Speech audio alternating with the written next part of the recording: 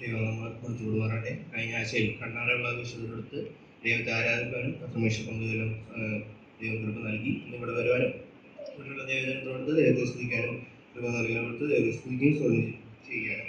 നമുക്ക് നല്ല ചിന്തകളോടെ ദൈവത്തെ സ്തുതിക്കുകയായിരുന്നു.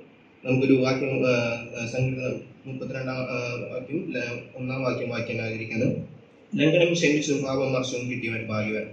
ഇവിടെ നമ്മൾ വായിക്കുമ്പോൾ ഇവിടെ ഭാഗ്യവാൻ ആരാണെന്ന് നമുക്ക് കാണുവാൻ സാധിക്കും. ലംഘനം ക്ഷമിച്ചും പാപമർശം കിട്ടിയവനാണ് ഭാഗ്യവാൻ എന്നിവിടെ എഴുതിയിരിക്കുന്നു. നമ്മൾ ഇവിടെ ചിന്തിച്ച കാര്യം എന്നുള്ളത് പാപം മറച്ചു കിട്ടിയവൻ എന്ന് നമ്മൾ കാണുന്നത്. അങ്ങനെയാണെങ്കിൽ ആരാണ് പാപികൾ? എങ്ങനെയാണ് പാപികളായി തീരുന്നത്? എങ്ങനെയാണ് ഈ പാപം മറച്ചു കിട്ടുന്നത്?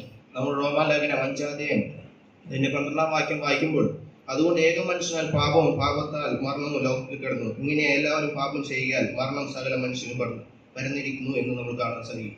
ഇങ്ങനെ സകല മനുഷ്യരിലും പാപം വന്നു എന്ന് നമുക്ക് കാണാൻ സാധിക്കും. ഏക മനുഷ്യനാൽ പാപം ലോകത്തിൽ കടന്നു, ഇങ്ങനെ സകല മനുഷ്യരിലും പാപികളായി തീർന്നു എന്ന് നമുക്ക് കാണാൻ സാധിക്കും. അങ്ങനെയാണെങ്കിൽ എങ്ങനെയാണ് ഈ പാപം മറച്ചു കിട്ടുന്നത്? നമ്മൾ ചിന്തകളോടെ കേൾക്കുകയായിരുന്നു. കർത്താവായ യേശുക്രിസ്തു ഈ ലോകത്തിൽ കടന്നു വന്നുകൊണ്ട് നമ്മെ വീണ്ടെടുത്തു. അവരുടെ രക്തത്താൽ നമ്മെ വീണ്ടെടുത്തുകൊണ്ടാണ് ആ പാപത്തിൽ നിന്ന് വിടുതൽ നൽകിയത്. ആ വലിയനായ ദൈവത്തെ ആണ് നമ്മൾ ഈ പകൽക്കാലം ആരാധിക്കുന്നത്. ആ വലിയനായ ദൈവത്തെ, നമ്മളെ വീണ്ടെടുത്ത ദൈവത്തെ, നമ്മുടെ ലംഘനം പാപം മറിച്ചു തന്ന് നമ്മളെ ഭാഗ്യവാനാക്കി തീർത്ത ദൈവത്തെയാണ് നമ്മൾ ഈ പകൽക്കാലം ആരാധിക്കുന്നത്. ആ വലിയനായ ദൈവത്തെ നമുക്ക് ആരാധിക്കാം, സ്തുതിക്കാം. ദൈവം നാമത്തിൽ മാറട്ടെ. ആമേൻ.